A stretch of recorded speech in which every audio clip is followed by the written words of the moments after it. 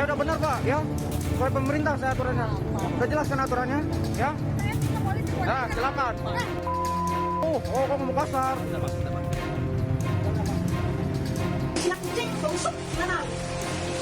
Gitu Bu ya. Ya udah Ibu rapiin lagi coba, bisa nggak? Seperti semula. Kalau misalkan seumpama saya kena komplain, Ibu mau tanggung jawab. Ini kalau sampai keluar yang puncak orang sulit pulangin sama orang. Oh begitu. Oh begitu. Kalau nggak puncak nggak tahu memang dibuku. Ya tolong dirapiin dong. Ya udah, cuma jadi dirapiin. I'm a son now here, you understand? But when the picture with me, no problem. I'm big set now here. Come on, one picture every day, no problem. Until 1 million picture, no problem. I'm happy with my children. Yeah, I'm happy with my children. Ayo, yang lain silakan bergegas.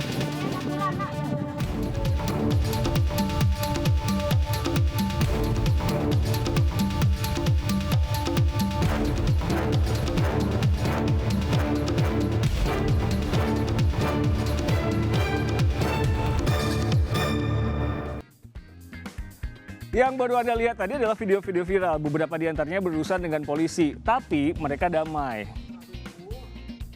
Apa? Kesel kali loh. Bentar Pak, kurang lepas marahnya. Ini gimmicknya Anda harusnya emosi membuncah seperti yang tadi di video. Ya aku memang nggak semarah mereka, cuman dari dalam lubuk hati yang paling dalam aku tuh gede kayak Kenapa marah? Kayak dendam Kenapa? banget. Marah kenapa? gini, kan katanya nggak boleh mudik.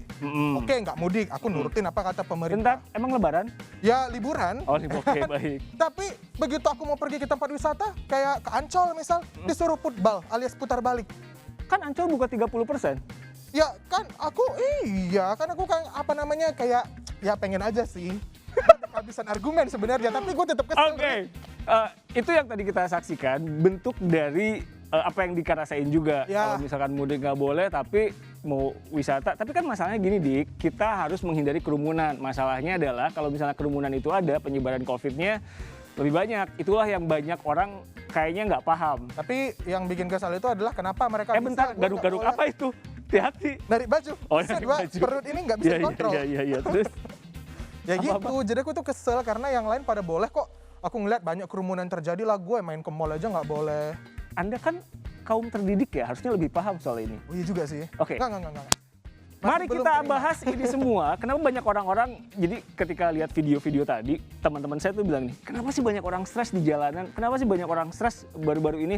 Kita ngobrol dengan psikolog, kita juga akan ngobrol dengan pakar hukum pidana yang juga mantan hakim. Kita juga akan ngobrol dengan kompasioner. Apakah ini semua dipengaruhi oleh media sosial dan lain-lain? Wow. Ngobrol aja sama yang ahlinya. Kalau saya dengan Dika yang ngobrol, jatuhnya jadi sampah. Jadinya Kang drama. Asep, Kak Intan, Mbak Desi, apa kabar? Mohon maaf lahir dan batin. Mohon maaf lahir dan batin. Oh ya Rick, mohon maaf lahir dan batin juga. Alhamdulillah, sama-sama Oh, mohon iya. maaf lahir batin. Sehat selalu semuanya, semangat. Aduh, Kang, jaim banget kalau di awal-awal. Nanti ya, tunggu 5 menit ya. Ya. Biasanya lebih lepas. Kalau kata produser ya murnya belum dilepas. Oke, saya ke Mbak Intan dulu. Mbak Intan, kalau kita melihat video-video viral, itu banyak banget orang yang marahnya tuh bener-bener kayak di luar kendali. Sampai ada orang yang bilang gini, ini banyak orang stres ya di jalanan ya? Banyak orang di jalanan ya? Emosian banget. Banyak Itu orang go. kenapa sih? Iya, sekarang kita lihat gitu ya, apalagi di era sosial media sosial saat ini ya. Jadi semua orang bisa merekam kemudian men-share selama mereka punya akun gitu ya. Ini sebenarnya salah satu hal baru nih kalau aku bilang, hal baru yang harus bisa dikendalikan. Kenapa? Karena sekarang semua orang bisa merekam, men-share baik konten baik maupun konten yang tidak baik seperti itu. Nah, tapi kalau aku mencermatinya gini, kenapa sih kok akhir-akhir ini banyak banget orang terlihat emosi gitu ya, gampang sekali untuk emosi, mudah sekali untuk emosi. Pertama, boleh bisa bilang adalah masa pandemik ini masa yang melelahkan, ya kan, selama setahun dalam kondisi kita tidak bisa normal, dalam kondisi di mana kita dikatakan back to normal juga belum normal banget gitu kan. Nah, kondisi ini membuat lelah sehingga ketika ada pencetus sedikit sepertinya tuh keluar gitu emosinya, jadi seperti diluapkan emosinya. Nah, kemudian bisa dikatakan juga bahwa ketika pada akhirnya dia marah, akhirnya dia udah nggak melihat lagi siapa nih yang menjadi korban marahnya dia gitu kan. Apakah keluarganya, apakah temennya, atau bahkan bisa aparat gitu kan. Nah ketika dia tidak bisa mengontrol emosinya, ada orang yang mendengarkan, kemudian direkam, akhir jadilah viral gitu.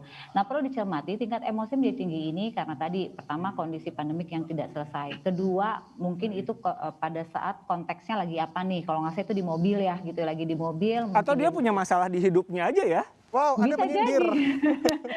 Bisa jadi, tapi artinya gini, kalau orang gampang emosi, contoh simpelnya gini, sebenarnya kan yang dilarang nggak boleh mudik atau yang ditegur ketika nggak pakai masker kan bukan dia aja gitu ya. Banyak orang dilarang, tapi kenapa kok dia yang lebih emosi gitu? Balik lagi benar yang kata Riko katakan, bisa jadi ada masalah dalam hidupnya. Wow. Bisa jadi ada sesuatu dalam dirinya yang dia tidak puas, namun dia nggak bisa ungkapkan, sehingga akhirnya ketika ada pencetus yang membuat dia punya momen mengeluarkan emosinya, tanda kutip, maka dia keluarkan. Nah ini banyak terjadi dan ditambah lagi kondisi yang sekarang yang membuat orang akhirnya tertekan, jadi mudah sekali orang-orang sekarang untuk tersulut terkena emosi, seperti itu. Oke.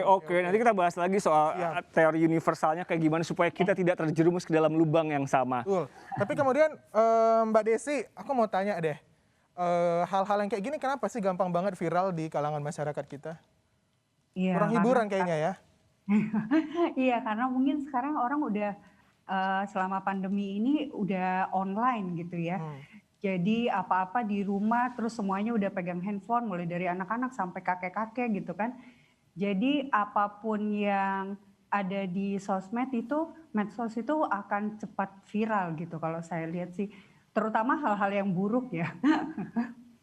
Mbak, kalau Mbak Desi ngelihatnya gimana? Kenapa orang nggak takut dengan aparat, nggak takut dengan ketika kita marah-marah di tempat umum kemudian direkam, dia kan harusnya agak malu ya kayak, oke, ada kamera, gue harusnya agak lebih jaim dikit. Tapi dia malah semakin menjadi-jadi. Mbak Desi ngelihatnya gimana? Ya kalau aku lihat sih mungkin dia emang lagi ada masalah ya. Terus yang paling utama sih aku bilang mungkin apa kita itu udah udah nggak bisa ngendaliin diri karena selalu di rumah terus, udah kurang sosialisasi dengan orang lain gitu. Tapi saya sih nggak ngerti ya kalau secara psikologis ya. Cuman saya sih ngerasanya kita tuh kayak nggak ada pendidikan sopan santun gitu akhir-akhir ini saya lihat. Oke. Iya. Mbak Des, kayak kurang gitu. Mbak Desi, dirimu kan lifestyle blogger ya? Koreksi saya kalau salah. Kelihatan sih orang lifestyle blogger. Hijabnya sangat lifestyle. Oke. Ketika ada pembatasan, ketika ada aturan-aturan yang kayak kemarin nggak boleh datang ke beberapa tempat dan lain-lain, apa yang dirimu pikirkan? Kalau saya sih emang kan sebenarnya blogger itu senang banget ngumpul-ngumpul ya, senang banget kopdar gitu-gitu. Memang selama setahun ini saya nggak pernah kumpul-kumpul itu stres ya sebenarnya. Hashtag curhat. Hashtag sama kok. Iya, nggak bisa ngopi-ngopi gitu ya. Tapi ya emang kondisinya kayak gini. Terus apalagi sekarang varian barunya juga ada, jadi saya emang lebih banyak di rumah dalam setahun ini, jarang kemana-mana, terus menekan keinginan untuk wisata. Nah, kemudian Kang Asep, kenapa sih kira-kira sekarang masyarakat itu kayaknya ketemu sama aparat itu nggak ada respect-nya sama sekali? Padahal kalau diingat-ingat zaman dulu, ada razia depan aja, deg-degannya udah setengah metong. Gimana? Ya, sebenarnya kan mau pandemi, nggak pandemi gitu kan.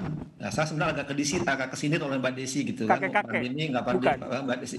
Ya, karena saya aki-aki di rumah terus kan nggak boleh marah. Mau aki-aki, mau laki-laki gitu kan nggak boleh marah, nggak boleh emosi. Emosi boleh, marah boleh, tapi terkendali.